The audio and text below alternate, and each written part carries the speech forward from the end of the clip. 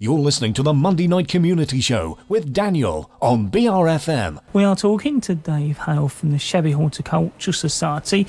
Dave, are there any plants you can be planting at this time of year? You said that with a smile on your face somewhat, didn't you? Yeah. Surprisingly, there are many plants that can be planted at this time of the year, weather permitting, of course. Yeah. But on the vegetable side, many of my fellow allotmenteers, myself included, have been busy over the last few weeks. Some people have tended their plots a little in advance of mine, for instance. So they've managed to get things in like winter onions, garlic, broad beans, winter lettuces, and brassicas as well. For myself, I've not been able to get on my plot very much recently, so what I've done, in fact, is planted them in 4-inch pots, onions, garlic, shallots, all of those kinds of things. They're in my greenhouse waiting to go in for when and if the weather does actually turn. But for some winter and early spring colour in the garden, there's many flowering plants and bulbs that can still be sown, such as narcissus, daffodils even, tulips certainly, winter pansies, cyclamen. You'll notice there are a lot of cyclamen around and about at this moment. Very hardy little plants for the winter. Give you some colour in your garden when everything is looking very grey and dowdy. Very pretty early spring flower, which is muscari, which is also known as grape hyacinth, which is a beautiful little thing. Very low to the ground, but actually spreads in a swathe, which will give you a lot of colour quite early on in the year when you actually need it. There are blue and white varieties of that available.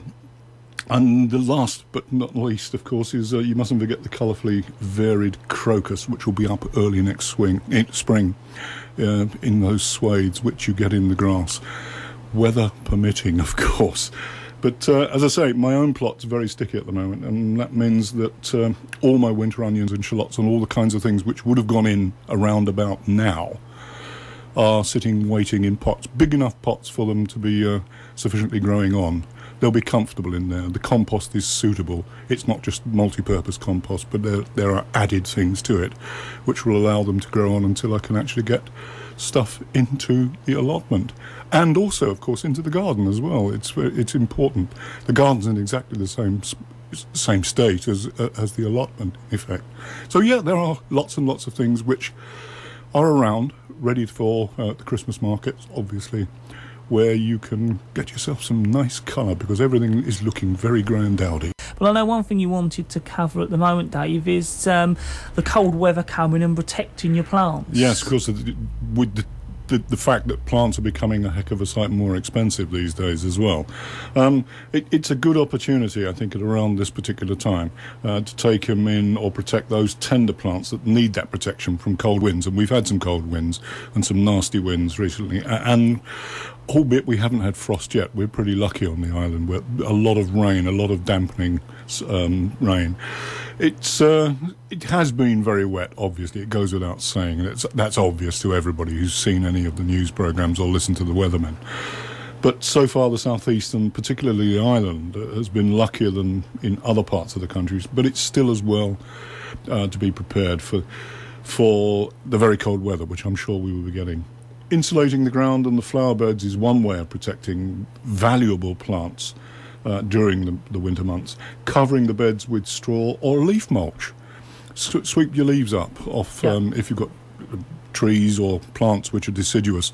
Sweep them up and lay them in a thick, an inch or so deep's worth of mulch to keep the frost off.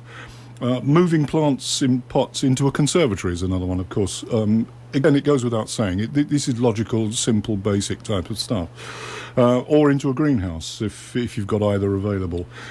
For my sins, I've got citrus plants, and they are still sitting in the garden. You might say lemon trees in a garden at this time of the year, but lemon trees are pretty hardy. They'll go down to about -5 centigrade, which is very useful. But I do have them all fleeced up at this particular moment.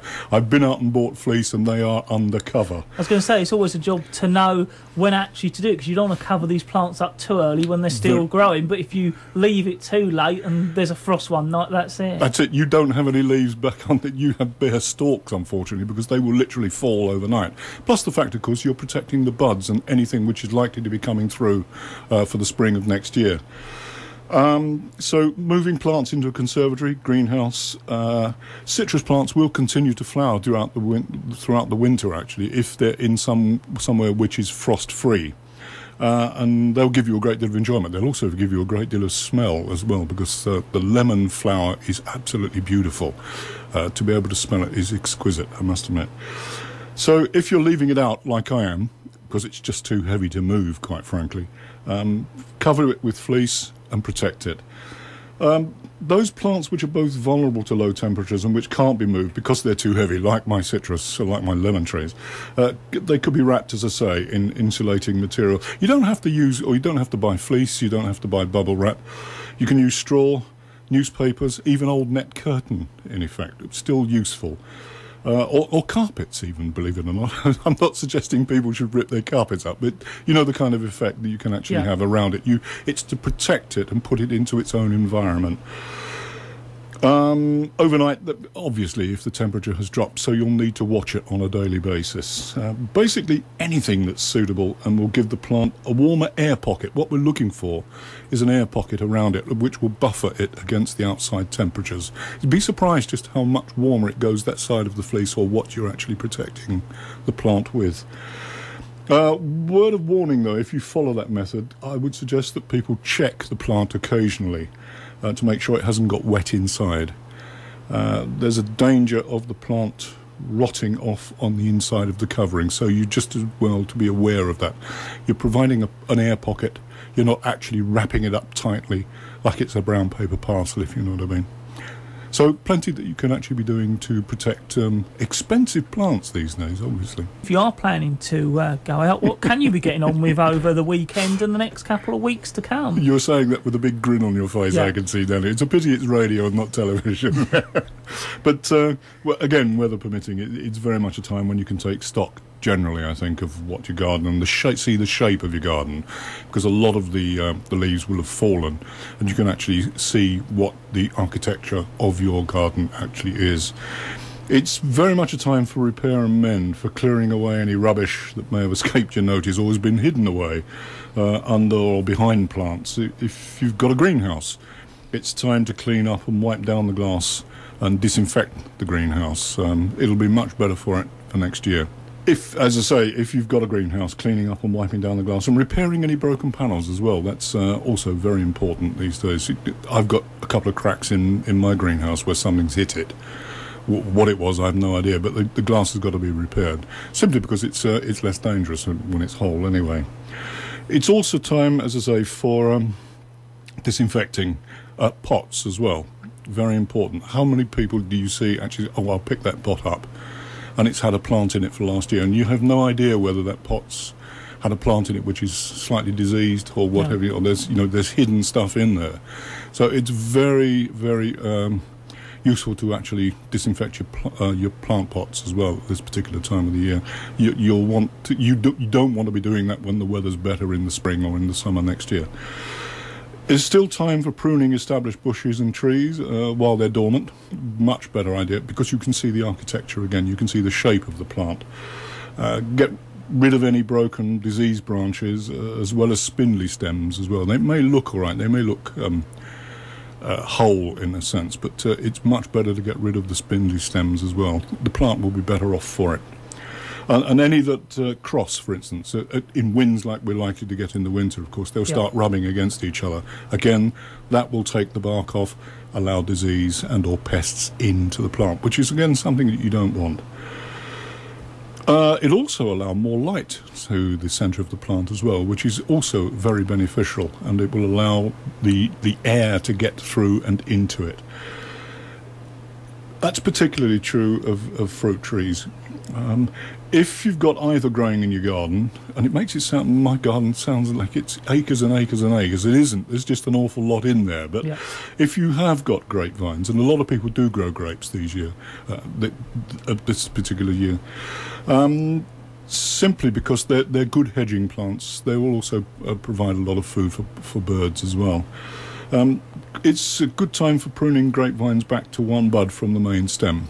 Again, you will see a better structure. It'll be a better plant for it next year as well. And again, it goes without saying, climbing roses. About time. It's that time for cutting them back as well. Stronger plants again next year. Leave winter flowering climbers such as jasmine until after they've flowered. That's pretty obvious, but the number of times that somebody, I'll cut that back now. Better left because the flowers have yet to come, in effect. And it's not strictly gardening, but it's more DIY, I think. And when you've got the ladder out, when you're cutting back or you're pruning anything, but checking your gutters, you get to find out where all those unswept leaves actually went to. And they're usually lying dormant in your gutter, apart from the sludge as well. Although the blackbirds will let you know that there is actually a lot of leaf mould inside your gutter, because they use it as bedding on nesting material, and I know that for a fact. Last thing, cover and protect your garden furniture. Very often it's heavy and you can't bring it in. So again, something over the top of it will help protect it. Garden furniture is expensive these days, as a lot of gardening might be expensive. So cover it, protect it. And if you're having a bonfire, make sure bonfire in this weather. I apologise for the a bonfire. If you are having a bonfire, make sure there's no hibernating animals in the pile. The useful animals like frogs, toads, slow worms, hedgehogs particularly. It's much better to make leaf mould from the fallen leaves for a spring mulch, which is something I mentioned earlier. In fact, use the leaves to cover to help protect plants. And Dave, what sort of plants can you be getting, especially as we're going into Christmas, and sort of indoor plants to give you a bit of colour? Yeah, a lot of colour I think is needed this year, actually, but I can think of 4 or 5 actually specifically, which will give a good display over the festive season, as they call it. The first, which one that I'm actually growing in pots this year, is the cyclamen, which will look very attractive on windowsills. Various colours, you can mix and match them, and they look pretty good. They will stay obviously quite small. Again, going from small to very large, that's the giant flowering hippeastrum, or the amaryllis, which will certainly fill a space with its massive flower. It's the thing that looks like a huge triffid. You want to be careful if it turns towards you when you're talking. I'm sorry for the joke, I apologise. And it's a massive flower with lots and lots of different varieties of colour, and the long strap-like leaves. It's always a talking point. It's a good one to have around, certainly at Christmas. It will fill a space. There's, of course, the plant which is most associated with Christmas, and we were talking about it before we came on air this evening. It's the poinsettia, which, of course, are now starting to occupy huge swathes of shops and garden centres and what have you. There are a few colourways available. There are now cream and pink ones, but the crimson variety is the one which is still the most popular. But I would be, in a sense, be careful about it, because poinsettia is a hot climate plant. In this country, they're grown in a hot climate. They're grown undercover. They originally came from Mexico, as I believe, and they'll need to be well protected from any cold winds and drafts for even the shortest of journeys at home. So if you're buying one in a shop, you should protect it from the cold, literally between shop and your car, if that's the way you're taking it home. So, yeah, the colour bracts are shed so easily, and they're very unlikely to regrow, certainly before Christmas anyway. You'd need to be very lucky to get the bracts on. The number of times you see them where the red bracts have actually fallen off the plant, and of course it looks so very, very sorry for itself. Hyacinth, of course, is another one that my wife is actually growing this year. She's got them in the dark at the moment, ready to bring them out, ready for display at around the Christmas table, literally on the table on occasions, actually. We think a slightly better way, a slightly different way of actually putting a decoration onto the table with hyacinth. They smell nicer as well. Yeah. And the last one, I think there's another plant which we've seen over the last few years. They've really grown in popularity, and it's well worth cultivating on the windowsill. They're not as expensive, and probably you will have seen this in the garden centres and other shops. They're not as expensive as they used to be, and they're much, much easier to grow, and they keep growing with a small amount of attention. They are literally orchids, the Phalaenopsis, those kinds of orchids, which of course are now pretty cheap. And they're most commonly to be seen in the shops and the garden centres, and there are so many colours to choose from. In fact, if you stand in front of a display of them, you think, I'll have that one. No, I won't. I'll have that one. I'll take them both, in effect. Yep. But They are, as I say, much easier to keep than people would ordinarily think. Keep the plant fed with orchid special feed, so you need to pay out for a little bit of orchid feed. That will keep it going. Out of strong sunlight or too much heat. Funnily enough, orchid you always associate with heat. Not all orchids need heat. Sparingly watered. Don't, for instance, let the water lie at the bottom of the pot. Drain it off after a few minutes. So water it from the top, let it drain down, and then drain the residue out of the pot with the feed in it.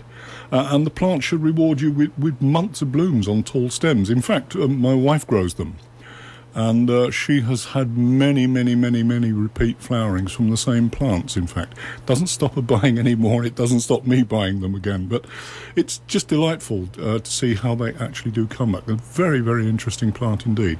So there are something like 4 or 5 there varieties or types of flower which all have their different ways of growing, but will give you a lot of colour over the Christmas period. We are this evening talking to Dave Hale from the Sheppey Horticultural Society right here at BRFM on the Daniel Monday Night Community Show.